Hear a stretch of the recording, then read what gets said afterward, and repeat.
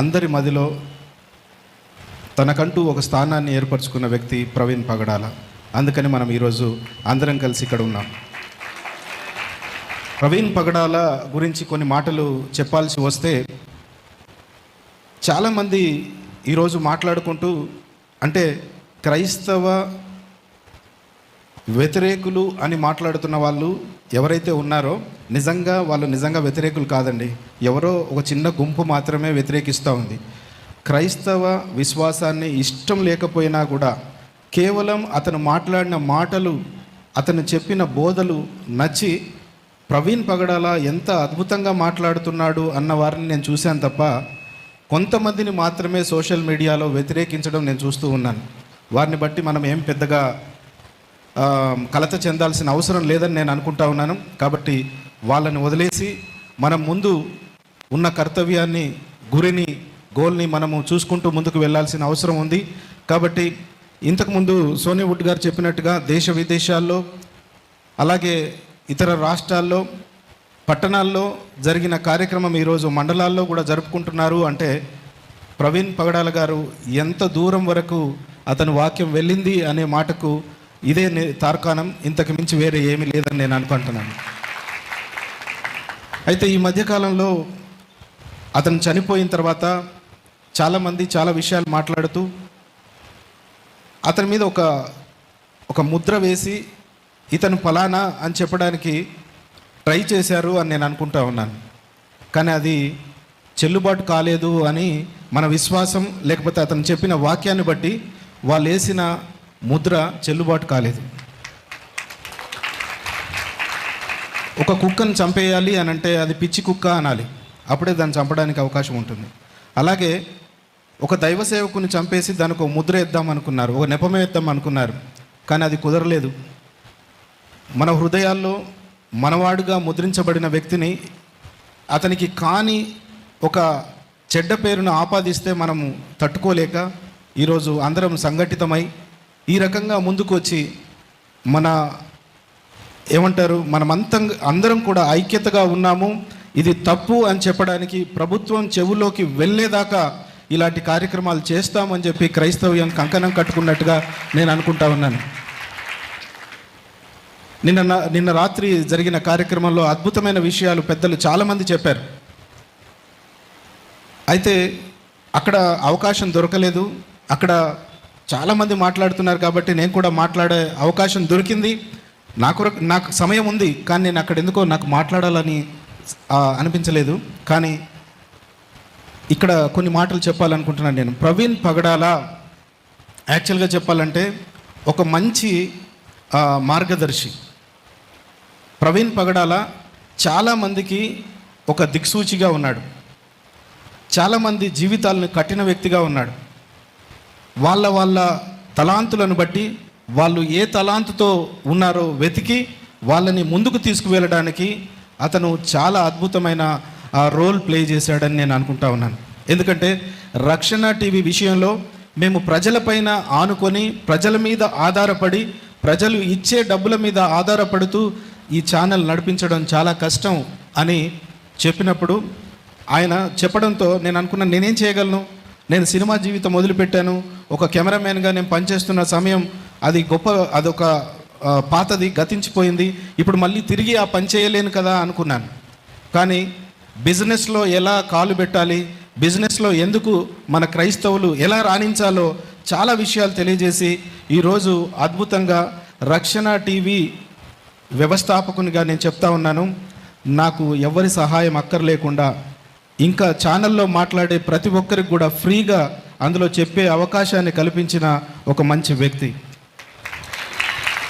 మాకంటూ మేము సమృద్ధిగా ఉండేదాని కొరకు మాకు బిజినెస్ ఏ రకంగా చేసుకోవాలో కొన్ని విషయాలు మేమిద్దరం కలిసి చర్చించుకున్నాం.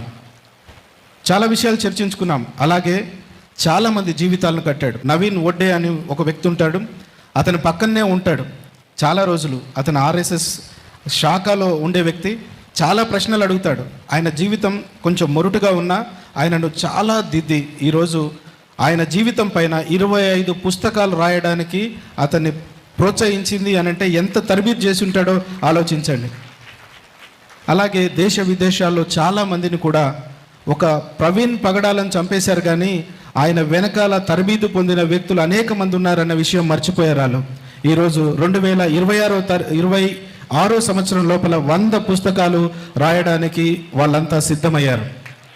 సో ఇలాంటి గొప్ప వ్యక్తి అతను చనిపోతాడని తెలియక ముందే చాలామందిని తయారు చేశాడు. అందుకని చాలామంది దైవ సేవకులు పెద్దలు ఏమంటున్నారంటే, ఒక గోధుమ గింజ భూమిలో పడిన తర్వాత ఎలా అభివృద్ధి పొందుతుందో అలాగే ఈరోజు ప్రవీణ్ పగడాల మరణించిన తర్వాత చాలామంది బయటకు వచ్చి ఆయన గురించి లేకపోతే అతను బోధించిన బోధకు కట్టుబడి చాలా పుస్తకాలు రాయడానికి, చాలా మేధస్సును ప్రజలకు అందించేదాని కొరకు తన ప్రాణాలను కూడా తెగించి పనంగా పెట్టి ముందుకొచ్చి సువార్త చెప్పడానికి మరి వారిని ప్రోత్సహించాడని చెప్పడానికి ఏమాత్రం వెనకాడట్లేదు. చాలా గొప్ప వ్యక్తి ప్రవీణ్ పగడాల. అతను మరణించిన అక్కడ హైదరాబాద్ మొదలుకొని ఇక్కడ వరకు రాజమండ్రి వరకు ఏం జరిగింది అన్న విషయం అది ఒక కట్టుకథ. దాని గురించి ఎవ్వరికీ ఆ విషయాలు వినడం ఇష్టం లేదు, వాటి గురించి చర్చించడం ఇష్టం లేదు. అతను అక్కడ పడి చనిపోయిన విధానం ఏంటి అని అందరు అడుగుతూ ఉన్నారు. అది చెప్పడానికి గవర్నమెంట్కు గవర్నమెంటే భయపడతా ఉంది. ఎందుకంటే ఈరోజు ఈ క్రైస్తవ సమాజం రోడ్ల మీదకి వచ్చి వాళ్ళు ఇస్తున్న స్లోగన్స్ విన్న తర్వాత ప్రభుత్వాల చెవుల్లో గింగురులుగా మోగి వాళ్ళకి ఏమనిపిస్తూ ఉందంటే, వీళ్ళంతా సంఘటితం అయిపోతే నెక్స్ట్ ఎలక్షన్లో మేము ఏమైపోతామో అన్న భయంతో మన నోర్లు నొక్కడానికి ప్రయత్నం చేస్తున్నారు తప్ప వేరే ఉద్దేశం ఏం కాదని నేను అనుకుంటా ఉన్నాను. ఒక క్రైస్తవ నాయకుడు సామాన్యుడు చనిపోతేనే ఈ విప్లవం అంటే ఈ క్రైస్తవ ఉద్యమం కలిసికట్టుగా ముందుకు వచ్చి మాట్లాడుతున్న ఈ ఉద్యమం ఇంతగా ఉంటే, ఇప్పుడు ఆయన తరబీదు చేసిన ఎంతోమంది వచ్చారు.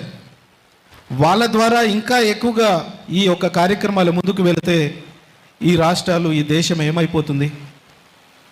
కాబట్టి దయతోటి నేను చెప్తా ఉన్న మాట ఏంటంటే, కొంతమంది వేళ్ళ మీద లెక్కబట్టే అంత కలిగిన మంది మాత్రమే క్రైస్తవ్యాన్ని, మనం పూజించే దేవుణ్ణి, మనం ఆరాధించే దేవుణ్ణి రకరకాలుగా మాట్లాడుతున్నప్పుడు, వాటిని ట్రోల్ చేస్తూ ఉన్నప్పుడు దయచేసి వాటిని చూడకండి, వాటిని ఇగ్నోర్ చేయండి. మీరు ఇంకొకరికి షేర్ చేయడానికి ప్రయత్నం చేయకండి. అప్పటికి అది సద్దుమణిగిపోతుందని నేను తెలియజేస్తా ఉన్నాను. ఎందుకంటే మనల్ని మనం షేర్ చేసుకోవడం వల్ల వాళ్ళు చేసిన తప్పును మనమే పబ్లిసిటీ చేసిన వాళ్ళం అవుతాం. కాబట్టి అలాంటి అవకాశం వాళ్ళకి ఇవ్వకపోతే బాగుంటుందని నేను అనుకుంటా ఉన్నాను. ఎంతమందికైతే సోషల్ మీడియా మనది, టెక్నాలజీ మనది, ఈ ప్రతిది కూడా మనవి, మన వాళ్ళు కనుక్కున్నారు, ప్రభువుని ఎరిగిన వారు కనుక్కున్నారు. కాబట్టి ఇవి మనవి. వీటిలో అన్నిట్లో కూడా క్రైస్తవ విశ్వాస సంబంధమైన విషయాల్ని పంపించండి, షేర్ చేయండి. ఇంకొక దాన్ని చూడకండి, చూసి మనసు పాడు చేసుకోకండి. అది నా విజ్ఞప్తి.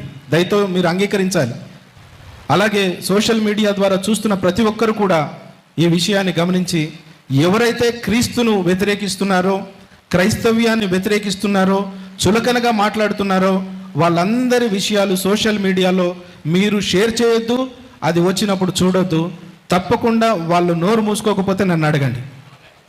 కాబట్టి నేను ఇంకా ముగించకముందు, నేను రీసెంట్గా ఢిల్లీ వెళ్తూ ఉన్నాను. అక్కడ వెళ్ళి కంప్లైంట్ చేయడానికి అని చెప్పేసి వెళ్ళినప్పుడు, మైనారిటీ కమిషన్ దగ్గరికి వెళ్ళినప్పుడు నేను ఫ్లైట్లో కూర్చొని నేను ఓ పేపర్ తీసుకొని ఏదో రాద్దాం అనుకొని కూర్చున్నాను. నేను యాక్చువల్గా అక్కడ వాళ్ళకి ఏం చెప్దాము అన్నట్టుగా నేను ఆ పాయింట్స్ రాసుకుందాము అనుకునే సమయంలో ఎందుకో ప్రవీణ్ పగడాల గారి గురించి, ఆయన చేసిన, నాతో ఆయనకున్న సంబంధాన్ని రాద్దాము అన్నట్టుగా రాసడం స్టార్ట్ చేశాను. రాస్తూ ఉన్నప్పుడు నాకు తెలియకుండానే రాస్తూ ఉన్నాను. మీద నుంచి నా కన్నీటి చుక్కలు దాని మీద పడి కింద అక్షరాలు చెడిపోతూ ఉన్నాయి.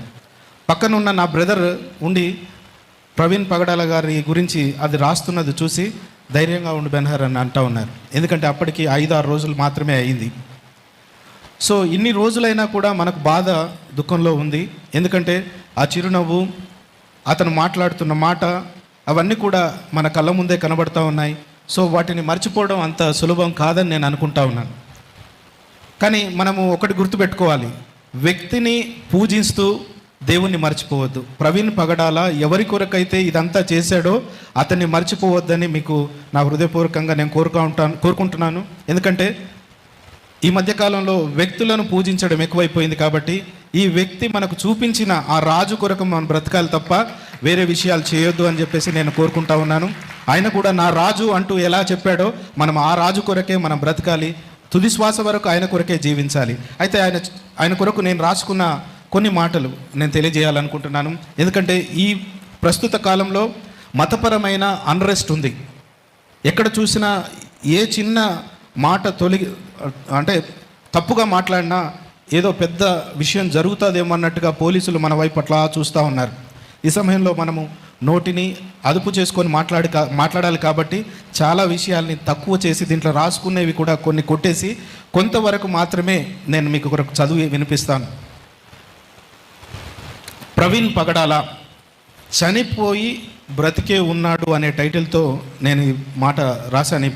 ఈ విషయాన్ని, ప్రవీణ్ పగడాల ఒక మహా మనిషి, క్రైస్తవ లోకానికి దేవుడిచ్చిన అరుదైన ఆణిముత్యం, బహుభాషా కోవిదుడు, నిరంతర విద్యార్థి, తత్వవేత్త, విద్యావేత్త, వేదాంతి, పేదలకు పెన్నిది, అనాథలకు అన్నదాత, అమ్మ మరి నాన్న, ఒక రచయిత, అలుపెరగని సువార్త యోధుడు. నిజంగా అలుపెరగని సువార్త యోధుడే.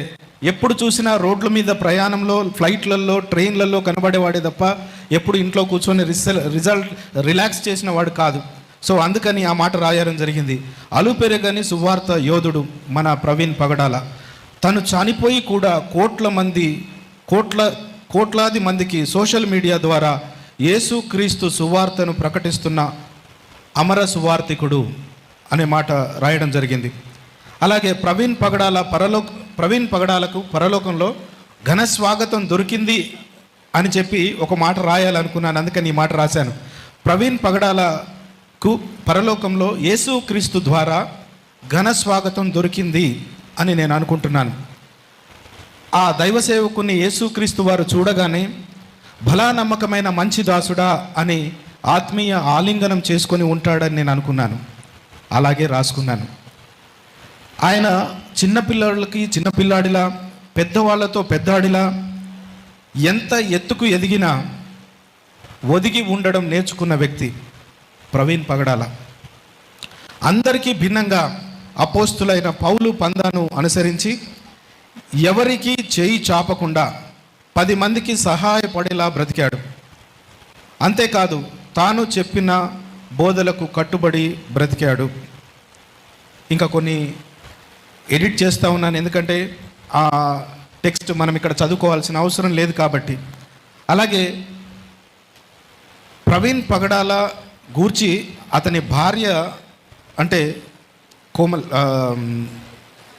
జెసికా పగడాల మాట్లాడుతూ ఒక మాట అనేది, నేను క్షమించాను అన్నమాట.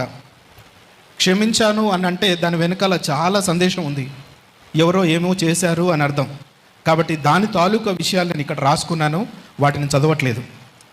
అయితే జరిగిన సంఘటనను ఉన్నది ఉన్నట్టుగా చెప్పడానికి గవర్నమెంట్ కూడా భయమైంది అన్న విషయం మనకందరికీ తెలుసు. కాబట్టి వాటన్నిటిని ఎడిట్ చేస్తూ కొందరు రాజకీయ నాయకులు, క్రైస్తవ పెద్దలు ప్రవీణ్ పగడాల గురించి ఏమంటున్నారంటే, ఆధునిక యుగంలో, ఇప్పటి యుగంలో క్రైస్తవ అంబేద్కర్గా అతన్ని పరిగణిస్తూ ఉన్నారు. ఎందుకంటే అతను